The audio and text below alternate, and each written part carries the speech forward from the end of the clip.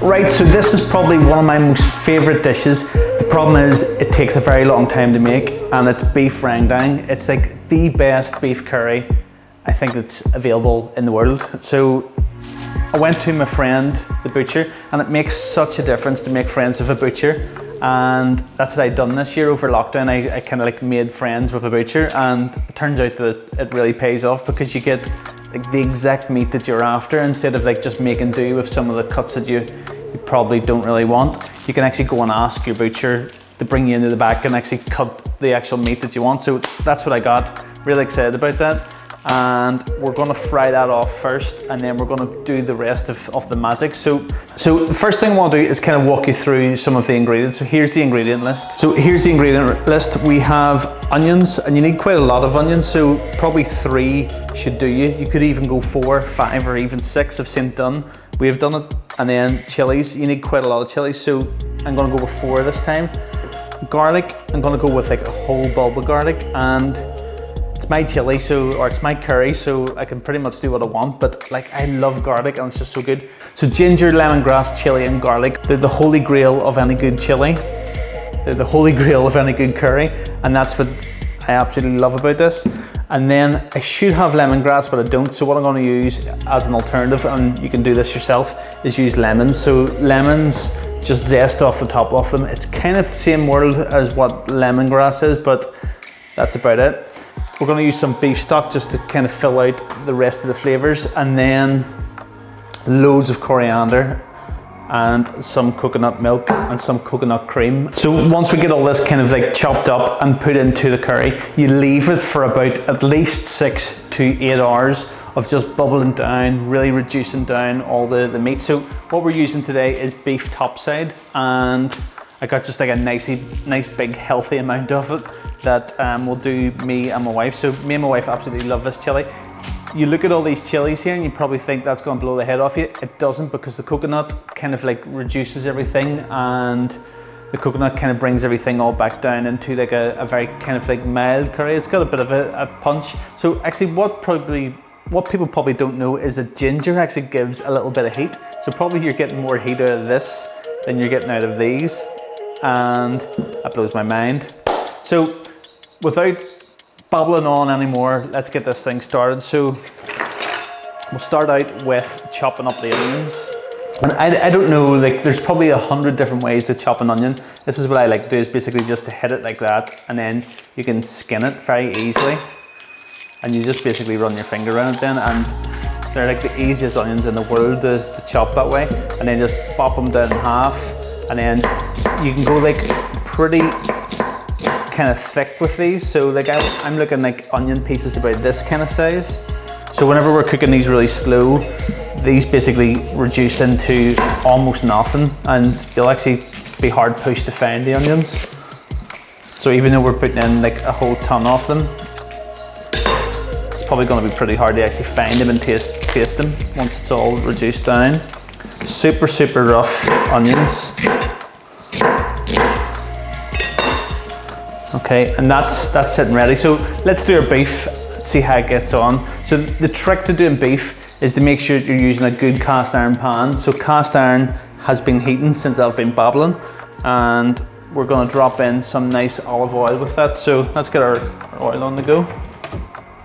So normally I would have been using olive oil, and I've discovered that rapeseed oil doesn't smoke as much as what olive oil would. So let's get this in, and I'll just show you the difference with cooking some of these. So like look at these lovely big pieces that I got. I'm just going to drop these in. Wow, they're class, looking so happy with these. So nice big chunks of beef in there. And the trick to these is not to overcrowd them, so just basically leave them about that much. So we're just only wanting to brown these, we don't really want to cook them. So we're just going to rotate them around. The best thing about using cast iron is that it gives you that lovely kind of brown crispy colour that you're after with beef. And the most important thing for me is to actually add salt and pepper to beef. So there's our pepper in. Cooking this tonight because I want it ready for tomorrow, but it looks fabulous. So just check that out.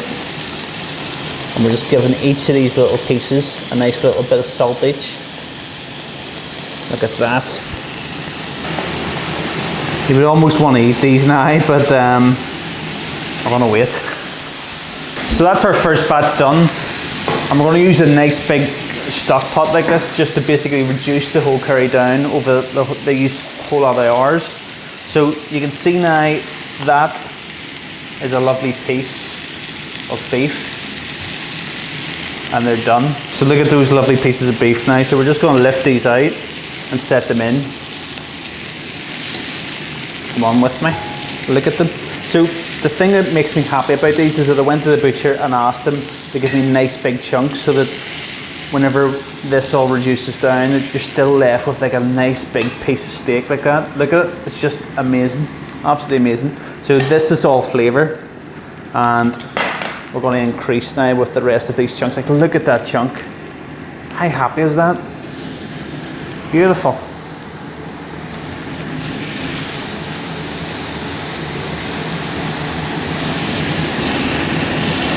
One. But look at those things. Wowee. Amazing beef. Like, look at those pieces of steak. So these are silver side, and they're basically just going to go down and then inside here, which is our stock pot, and then we're just going to cook those for the next like maybe 6 or 7 hours. Very, very exciting stuff, if you get excited about stuff like that, which I do.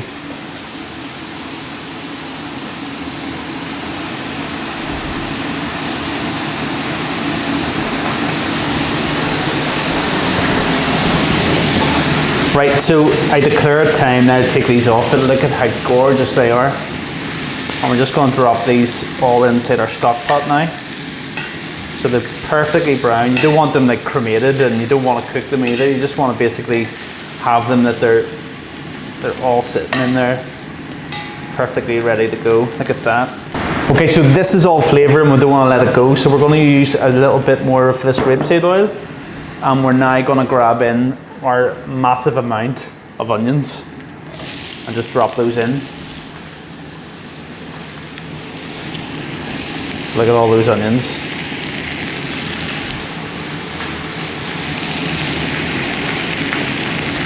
We're just going to let them bubble a bit.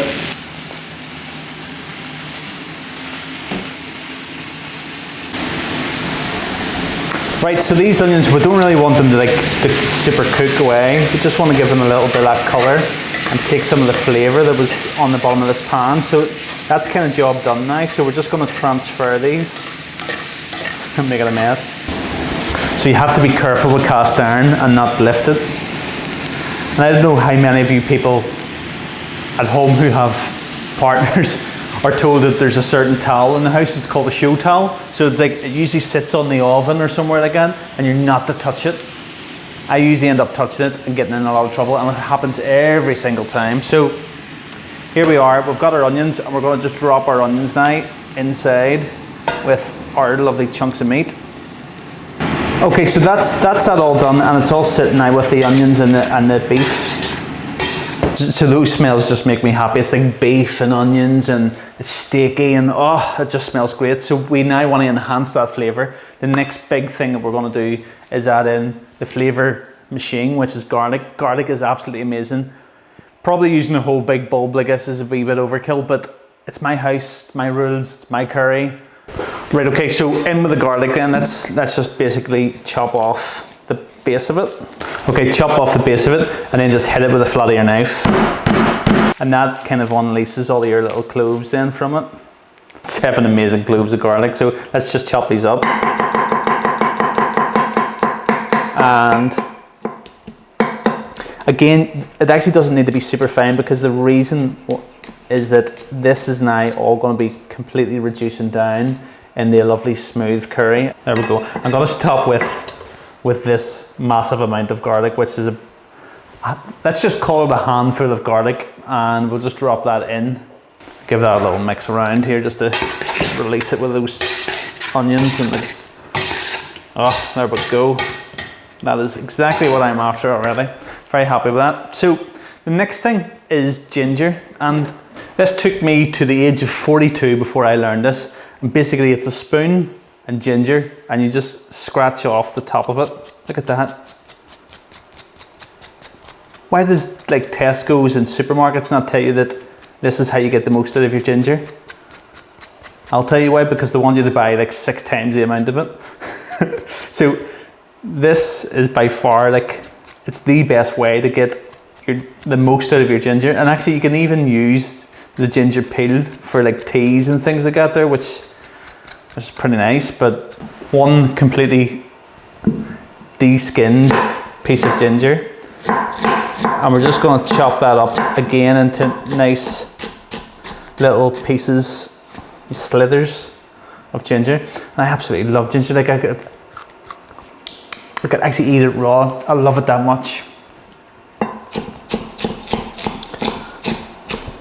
Again, doesn't need to be super fine, just needs to be chopped up enough. I'm going to call this another, we're going to call this a bigger handful of, so there's our ginger, and we're just going to drop that inside now as well. So that is looking mighty fine. I'm just going to give that a little stir in now. Let's get all the flavours. So then the last little piece of this story is just chilies. So chilies, I'm going to leave the seeds in with these. And you're probably thinking that's going to be super hot, but it's not really. Basically what happens is, because you're reducing this down and using coconut oil, the coconut's kind of like, it's stopping it from being the nasty chili that you thought it once was. So again, you don't want this super chunky. We're going with about a handful of chili. So it's like a handful of each of these spices. So chilies go in, and seeds and all. Give your hands a little wash after that. The amount of times I've caught myself out by not washing my hands and going to the toilet after having chili, it's just a no. Okay, so we're nearly there. The story's almost complete. We have a couple of spices that we want to add, but the next thing I want to do is put in just some lemon zest. Okay, so next up on the story is using a bit of lemon zest. So just a nice big lemon, and use the coarse side, not the wee micro side, because again, everything's all just doing its thing once it gets in for this kind of big bubble down. So this, we're talking like hours of this just reducing itself. So there we go. So we're going to call that about a half a handful, or maybe 3/4 of a handful of lemon zest. There we go. And we're going to just drop this inside now as well. So in you go. Look at that. Like, colours are absolutely lovely. So you're just going to let that sit nice. Right, okay, so this is the end game. This is like the spice part, which gives all the extra layers of flavour, which is probably one of the most important parts of this whole thing. So if you know me, you watch my channel, you know that I absolutely love dried spices. So here's what we're going to hit it with. Okay, so here's what we're going to hit it with. We're going to start out with some coriander seeds. So coriander seeds, super important. Followed by some cumin seeds, really important. And let's take a look. Some of these little lime leaves. Just going to add some of those. We need, yeah, there we go, some turmeric. So basically, this is your ingredient list. And coriander seeds just inside a little pan like this, and we're heating them, so we're just giving them a little bit of flavour. And the same with these cumin seeds as well, so just drop these in. So about a teaspoon of each, and we're just going to let those kind of heat and get their smell going. So this kind of activates them. I can already smell it coming up now. Absolutely amazing. So we're going to just use this pestle and mortar then once they're out. So this is just kind of activating the smell of them. Oh, they're coming. So we don't want to burn them, but we don't want to leave them either. So turmeric then as well, we want to go in with about a teaspoon and a bit. Give that a little swish. I think this is kind of ready to go now, so turn it all off. Oh, and drop this inside our pestle and mortar. So we're just going to smash this up now, just to kind of activate it. Okay, so that's, oh, the smell, that's so nice. So that we'll go in with by saying about, it's a good palm size of spice, which we're going to add in. It's almost 12 o'clock at night, so I need to finish this now. So let's just put our lovely spice mix in. Wow, amazing. And then the last little thing we want to do is just put in 2 of these little lime leaves. So 1, 2. And that's our spice mix done. So let's get a quick look at what we've done so far now. So there we go, that's how that's looking. And we'll just coat everything here. Just let it get a bit of the flavour. Wow, smell that is absolutely 10 right now. Oh no! Look at this. This is why I'm not allowed to cook in good clothes. I'm only out of work and I keep making a mess of myself whenever I cook. I should be like put in like tarpaulin whenever I go to cook. So this is our last stage and we're going to add in some kind of like wet ingredients now. So the last little thing you want to add is just a little bit of dark soy sauce. So that just gives it a little bit more depth and color, and it gives it just a little bit of salt. So just about half a teaspoon of that. And then this here's like your kind of, this is like the beefy version of things, which is basically adding a beef stock to it. So we're just going to drop that in as well. Okay, so beef stock's in. And give that a little mix again. So the last thing we want to do is just put in some coconut milk. And then that is it. That is it's bedtime after that. So my fingers. Okay, so we've got our coconut milk and we're just putting in a full can of coconut milk down inside there. And I absolutely love coconut milk. I don't think there's anything I really don't love, but some other things I absolutely love more. Coconut's definitely one of them. So good for you. So that's everything now incorporated here. Just give it a little stir, and then we're leaving this thing just to bubble and do its thing. Right, so that's it basically. So I'm just going to tear off a nice little whack of coriander and drop that inside, and then shut the lid on this, leave it to bubble for about 5 or 6 hours, and it's going to be perfect. It's going to be like the nicest curry that money can buy, that you've made in the house, that you're not really buying because you've already bought it in the shop.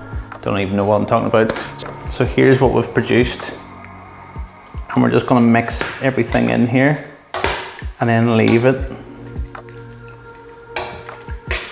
Wow. That's a happy smell. It just smells so fragrant right now, and it's almost 12 o'clock. I'm going to leave this just to cook overnight, super low and slow. It's going to be absolutely phenomenal, and that's it ready. So that is rendang. Good night. Okay, so it's next day. I've spent all night cooking this and thinking about it, and it smells fantastic. So we're going to give it a little sniff. It's the sniff of happiness. So right now it's all reduced down. The coconut, the curry, everything about this just looks fantastic. So check that out. Look at that. And it's just perfection in a bowl. So it probably never looks perfect because it's that kind of browny, horrible color, but I can guarantee that probably that's one of the most nicest curries that you're ever going to have. So let's get this plated up. Super simple from this point on. Right, so to serve this, it's really easy. We're just going to use some coriander, and I absolutely love coriander, so I don't mind how much I put into it, but kind of like about a half of a handful of it, and I'm just going to drop that in to the curry just before we serve it now. Okay, so that's everything finished, and I'm actually genuinely excited and happy to eat this. Okay, and then the last thing we want to do is use some Kerrygold butter and just glaze the top of our naan bread with that. Give it a little cut. That is it. It took a long time to make, but this is probably one of my most favorite curries that I think I've ever had. And right, so this is the moment of truth. So our lovely big chunks of meat. This is the really lovely part that I'm excited about. So let's find one of these big hunks of meat. Look at that, beautiful. So we'll give it a try.